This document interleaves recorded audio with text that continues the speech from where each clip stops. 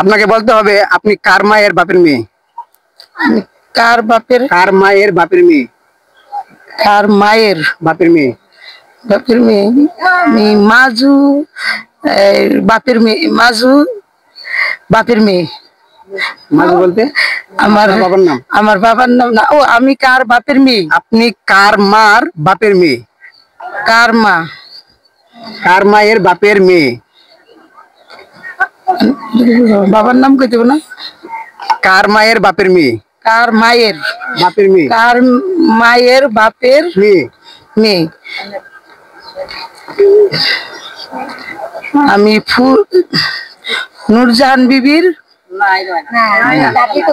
আমার দাদি। মাজু তো দাদির নাম। না না না, বাবার নাম